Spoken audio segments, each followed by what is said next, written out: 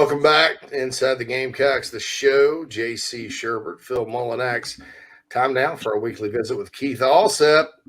Hey, Keith, I'm just going to let you take it away and give me your impressions of Saturday night's 35-14 Gamecock win against Georgia State.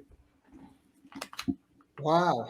Well, first of all, good morning or afternoon, depending on what time zone you're in, Phil and JC.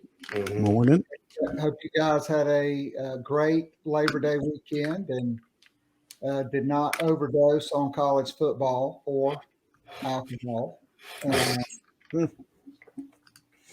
mean, look, I'd much rather be South Carolina than LSU right now. Okay. South Carolina played a really good group of five opponent in Georgia State. We knew it was going to be a 3-polo day for Sean Elliott. He was going to sweat through one in pregame. Whoever's his assistant did not make him change before he came out for kickoff. That was his mistake. Look, they're really good. They were going to run the football. I thought after the first drive and once Georgia State got down in the red zone, Clayton White in the defense, right, like so many times we would see with Ellis Johnson, it'd take a little while for them to adjust to the pace of the play or the physicality or the scheme. But then, man, they got it right. And other than a couple of long, they gashed them a couple times after the game was about over. I thought South Carolina's defense was outstanding. Obviously, special teams, I thought, won the football game. To me, that provided the breathing room. JC, the last time South Carolina blocked 2 punts and blocked at least one for a touchdown was against the head ball coach in the Swamp in 2000.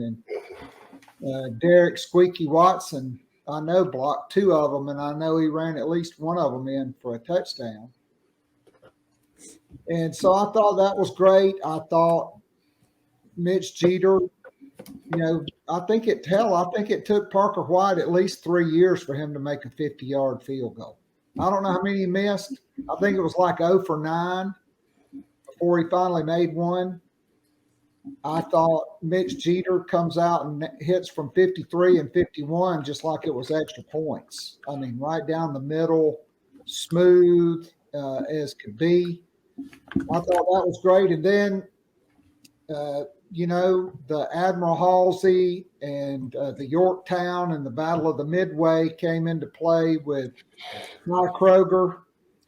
And he punted, and I did not expect it. And I thought he flipped the field early in the game with that 79-yard punt, I guess the second longest punt in the history of that stadium. And the longest one this century, Jay Felts in 1979, the Carolina-Clemson game, had an 80-yard punt. And my dad almost passed out. I still remember I was 15 years old, and we were sitting next to this young couple from Rock Hill that we became really good friends with. And when Felts hit that punt, let's face it, he was no Max Runager. That's a guy whose place he took, Max Runager, punted the NFL. When he hit that punt, I think a lot of people almost passed out. But I still remember Laurie saying, "Oh my, I think that nice man just had a heart attack." And so, when they flipped the field, I didn't think, the offense, and look, I'm not going to roll Marcus Satterfield under the bus today. It's hard as a play caller to get in a rhythm calling plays when you cannot run the football. When you cannot run the football and you cannot even attack the perimeter because your guys cannot block on the perimeter, it's really difficult to get into a rhythm. I thought Spencer Rattler made some nice scramble plays. He rolled out to the right and hit Jalen Brooks for about 40 yards. Very reminiscent of Steven Garcia throwing that one to Alshon Jeffrey corner of the end zone against Georgia in 2011.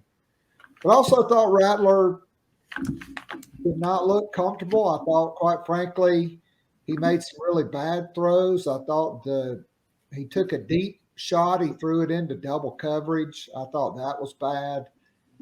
I can't really blame him for the first interception. I thought Amarian Brown, that's a football you got to catch. But the second one was just an absolutely horrible decision. He could have ran for it, or he could have just pitched it to Juju McDowell, who would have probably ran for 10 or 12 more yards. And instead, it was a turnover. So I thought, it was good, bad, and ugly. But the bottom line is today, Tennessee still does not know what it feels like to beat Georgia State. And South Carolina just beat them by 3 touchdowns. So suck it, balls. That's what I'm They did win by 3 touchdowns. Covered the spread. Yeah. 12.5 on Saturday. I will toot my own horn. I picked 41-20. Pretty good. Pretty close. Keith, early on, and I think we knew Georgia State was going to get run, some rushing yards. Early on, that gave the Gamecocks trouble. But like you said, there was some adjustment. Georgia State, I think, got 60 of their yards later in the ball game when kind of it was over. I thought that was very encouraging. And then we talked all summer about linebacker play. Sam Pittman on his press conference today says, and I quote, "If you have good linebackers, you have a chance to have a good defense. And South Carolina's got great linebackers." Didn't really think I'd hear an opposing coach say that. But, boy, you kind of look at the body of work. Mokaba played well. I thought Brad Johnson played well. I thought Debo Williams looks like the player I kind of thought he would be. Your thoughts on the linebackers, based on Georgia State? So, JC, I'll give you even one better. The venerable Ellis Johnson yesterday on a special Labor Day edition of the Locked on the Gamecocks podcast said he thought South Carolina was much improved at linebacker, the athleticism and the speed. He thought the inside linebacker play was outstanding, and that did give them a chance, and he credited Mokaba and Brad Johnson both. And I just think, to me, that was one of the big keys on defense. Could South Carolina slow down the run? Could they be more athletic at linebacker?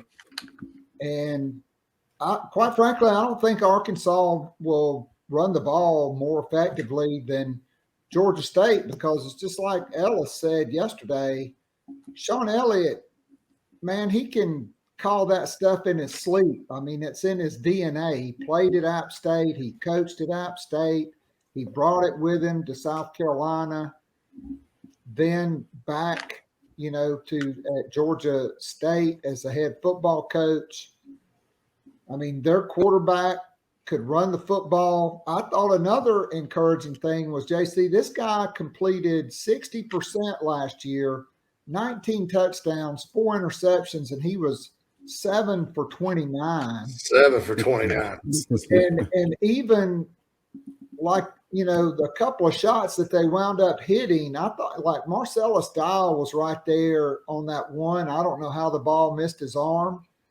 To me, the most disappointing one was the RPO where they beat Darius Rush inside for the touchdown.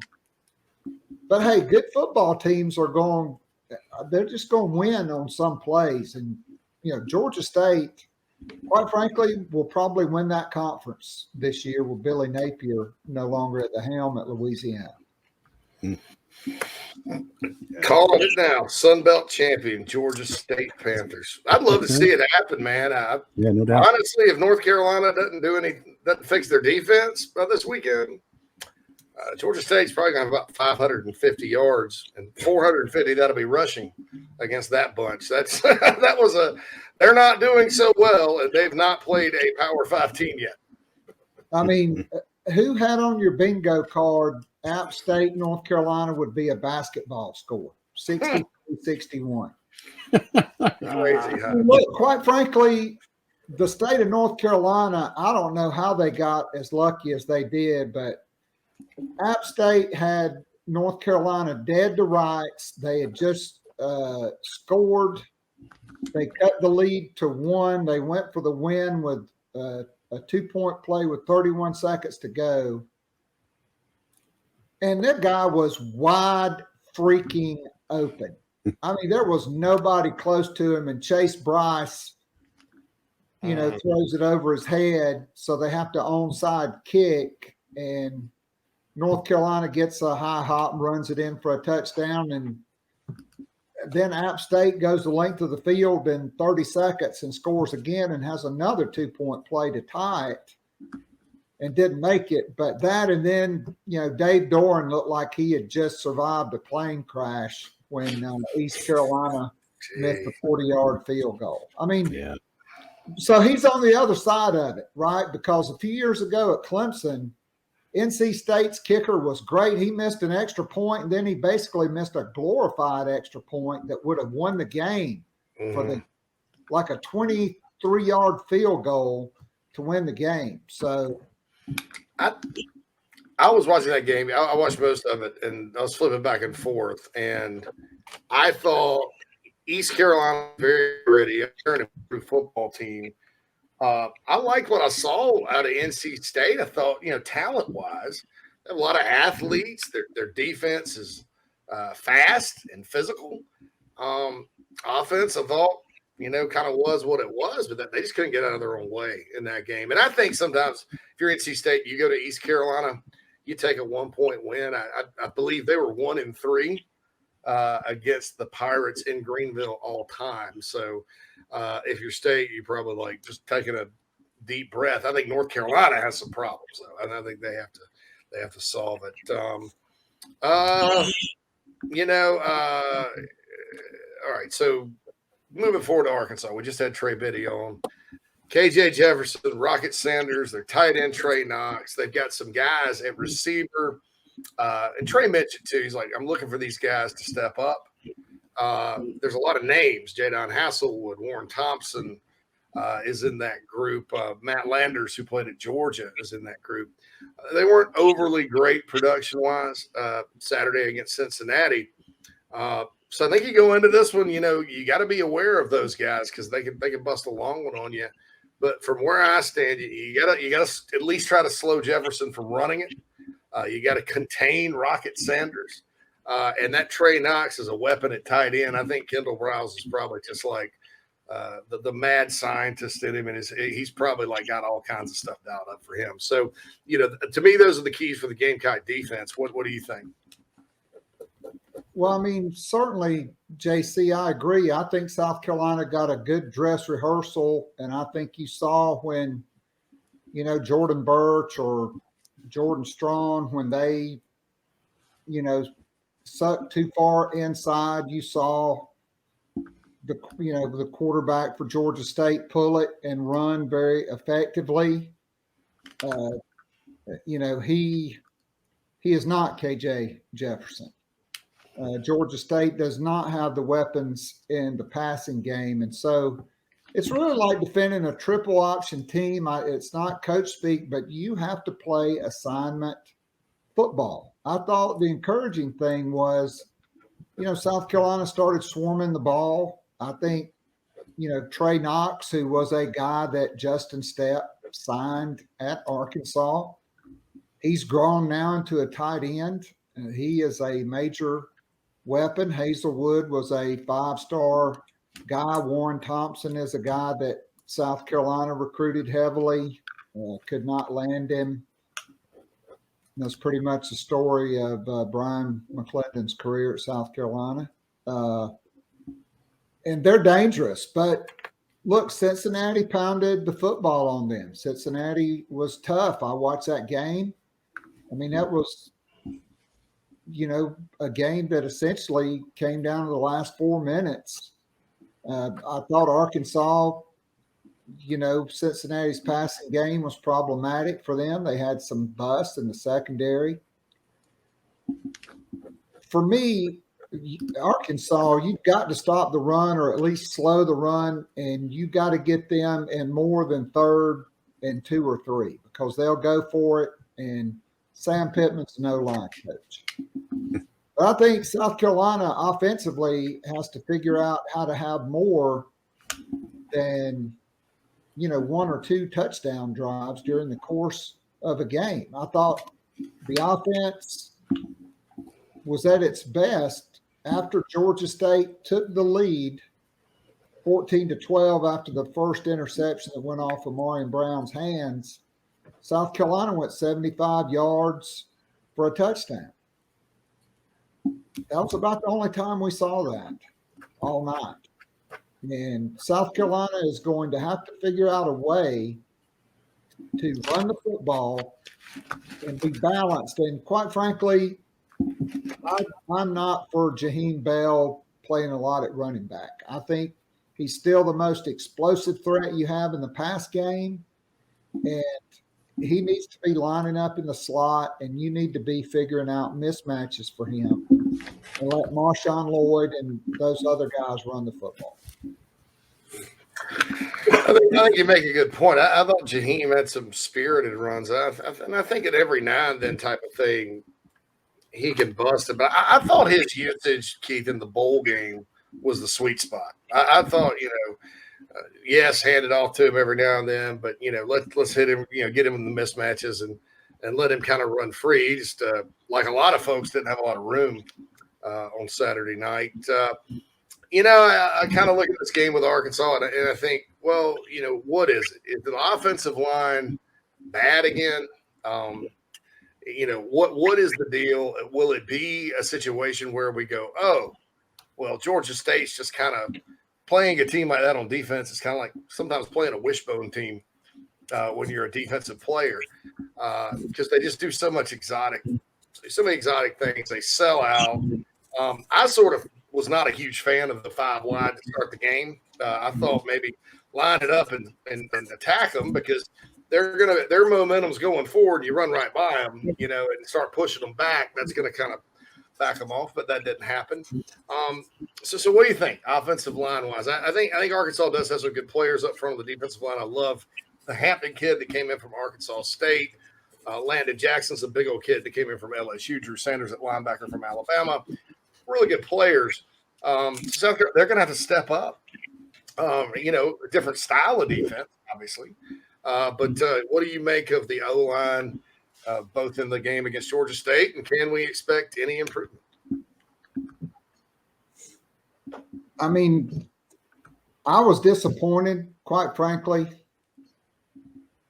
I mean, it's the first game of the year. I do think Georgia State is problematic with that 3-4 look and the way they send people, and they send a lot of people. And I think they made a commitment to saying, hey, you are not going to run the football. They had pretty much a 7-man box most of the night, but at the same time, those guys were kind of in an umbrella to where they could cover the short passing game and the blockers could not get them.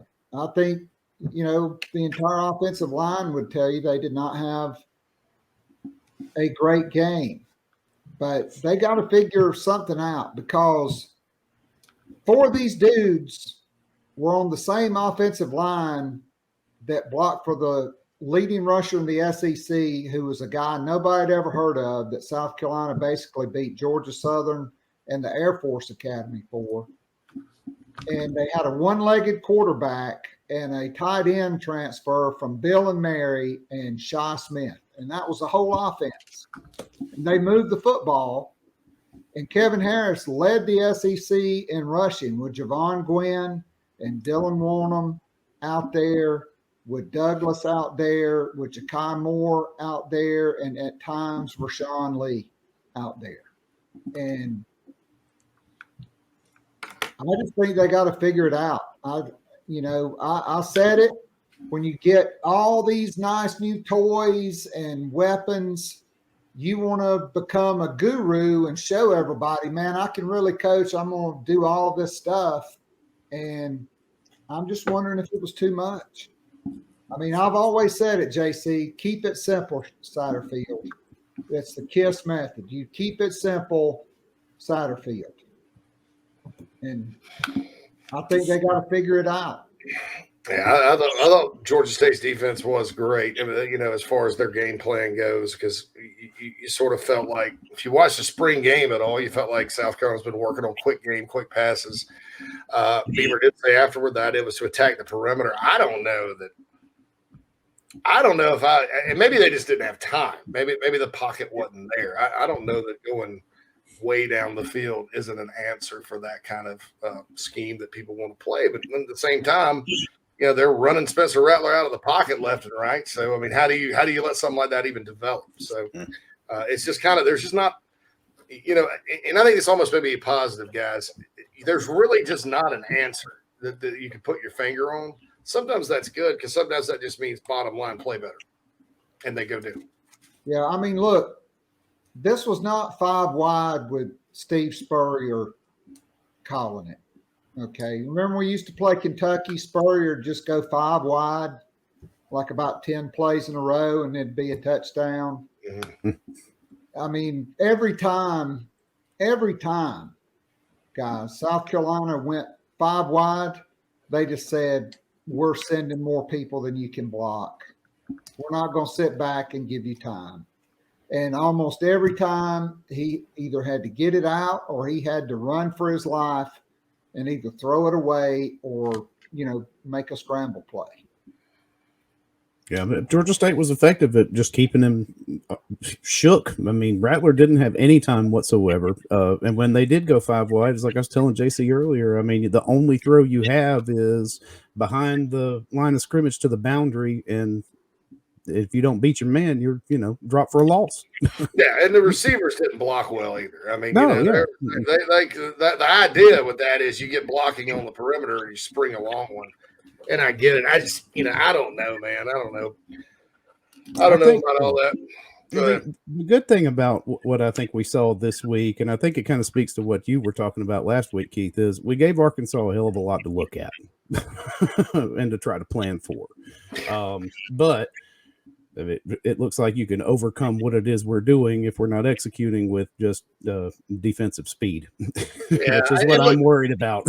And Trey said, that they do have some injuries in the secondary that they're going to have to deal with, especially Catalan, who's a really good player. But, when you kind of look there and it's like, well, Latavius Breen started at Georgia game last year is going to be the guy that steps in. He's a good player, So you're like, well, I don't know. I mean, how much of an advantage there'll be. Well, Keith, it's Tuesday, so no prediction, but what do you expect? You expect the Gamecocks to come out and play a little better this Saturday? You always improve between week 1 and week 2, and I do buy into that, but a lot of times the opponents will dictate how well the outcome is that next week. Yeah, I mean, I thought, look, you have 2 teams in Arkansas and South Carolina that were both tested in week 1. It was not, Sam Houston or Utah State or Oregon. And I'll just agree with Paul Feinbaum. Dan Lanning's never been a head coach before, and he looked like he had never been a head coach before. This was, both teams were pushed. And so I think that's a good thing. And I do think you make improvement from week 1 to week 2. And for South Carolina, you do just have a number of pieces that are playing their, that were playing their first game in that system. Satterfield, Stogner. I thought he kind of disappeared. I wanted more plays to Stogner. I thought he could have been a difference maker. I mean, the safety's 5'9", and they got a, 240-pound, 6-foot linebacker. That dude's 6'6". Why aren't we getting him matched up in the mismatch? And then Jaheim Bell, I mean, virtually non-existent in the passing game. To me, those things have got to change this week. But you do make the most progress from week 1 to week 2. And hopefully for Spencer Rattler, that's, eliminating the poor decisions and making good decisions and getting the ball out on time. And it's, better blocking on the perimeter. It's better blocking. And then, it's guys going and making plays like Jalen Brooks did. When Spencer Rattler put the ball up, Jalen Brooks went and got it. I thought, to me, that was maybe the most encouraging thing on offense was Jalen Brooks finally looking like the player everybody hoped he would be when he transferred in 2020. Yes. Yeah. And I've always maintained athletically he looks the part. So, people were griping about Wingate or whatever. Well, it's not like he didn't look like a good enough athlete to play at this level. He just had some drops and some bad luck. And then I think that first game they threw him out there against LSU in 2020 that LSU sort of surprised him a little bit. But shoot, yeah, I mean, like these are some of the plays like last year, and he only played in 6 games. Last year you thought, well, he would either drop it or he wouldn't quite get there or something. He's getting there this year, and I thought that was good. He's starting ahead of Van, so there's got to be a reason for that, right? Well, there are multiple reasons for that, and I'm sure that all of them just like I do. But let me say this: one guy on defense that was going to be my pick, that was my pick for the unheralded guy that I thought was going to really show up, Gilbert Edmond. I thought he looked as good as any defensive end on South Carolina's roster on Saturday night. He's just turned 20 years old. He's finally getting to play. And JC, he is a big, fast, physical dude, and he moves very quickly. I thought his performance was very encouraging, not only just for this year, but moving on down the line. Depth at edge is something we talked to death. And we said, Gilbert Edmond, Tyreek Johnson, Terrell Dawkins, those guys got to step up. And Gilbert certainly did. And, it's kind of crazy, Keith. He was the last. Yeah. Sometimes those guys work out, especially when you go to Florida and get them, like Sky Moore was one. Last week, so was Rashad Fenton, by the way. Last week of recruiting, you're kind of looking for a guy, credit Jeff Scott. He found him first, and then the Gamecocks, Travaris Robinson, found him after that and flipped him. He was a linebacker, then played some with his hand down, and really the epitome of a developmental guy. But, a good call because he wasn't 6'5", 250 when he came out. He's about 6'2 and a half, and he's gotten taller, and he's only 20 years old, like you said. And that's what the previous staff really liked about him. But Gilbert, shoot, man, Gilbert may end up having a pretty good year. All right, Keith, go ahead. What about Nick Eamon-Warry and DQ Smith? I mean, look, if and we'll find out here in just a little while from Shane Beamer, but I won't be surprised if R.J. Roderick's not out for a few weeks, and I think Nick Eamon-Warry may be making his first career start on Saturday. I don't think the kid's going to back down from the challenge. I mean, boy, that's actually an I mean, everybody knows he made a big play, but when you're that young and in that situation in your first game and you step up and do that, that's pretty. And then, like I said, there's some guys you hear about during preseason camp that really you're like, they're okay or whatever. And then there's some guys you hear about from everybody. J.C. Horn was one, Stephon Gilmore was one, and Nick Eamon-Warry's like where it's universal. Chances are that guy's going to be good, and Nick certainly has played well. He'll take his lumps, right? It's not easy to defend Kendall Brow's offense, but I think he's very, very promising, as is DQ. All right, Keith, we got to get out of here, man. Thanks for the conversation. We'll talk to you next week, and hopefully we have better things to talk about.